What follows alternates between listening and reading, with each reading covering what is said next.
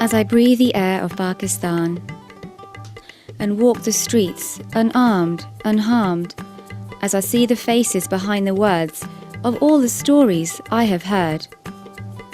As I pass the children in their song, I hear the sound of love, not bombs.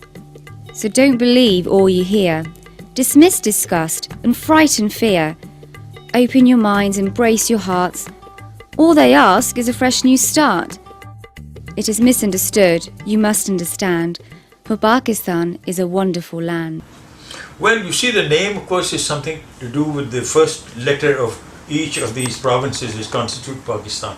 That is, of course, a second matter. The point is that here we have a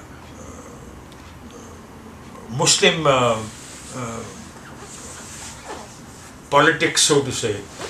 There has been kind of a, you see, ever since the British started introducing what you call democratic kind of reforms in the form of legislation, the Muslims felt that they, being a large majority, are going to be the losers. And if these new democratic measures are introduced, because they constitute a large majority. And then there were also particular territories where they, of course, constituted majorities.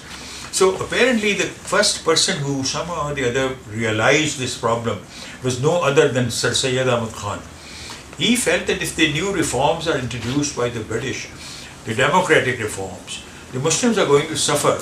They naturally, either they should have some kind of understanding with the larger community, the Hindus, that they share the power equally, which of course is not possible because they constitute, Muslims only are 1/3, collectively speaking. So for that reason, apparently, he made Muslims conscious of not accepting the democratic reforms unless and until their rights are secured. These rights eventually, as the politics of India evolved, the Muslims' demands constituted the 14 points of Jinnah. Eventually, this is what it led to. The 14 points of Jinnah were more or less what is the so-called khutbah of Allahabad of Iqbal. Iqbal made it very clear when he delivered this khutbah in Allahabad.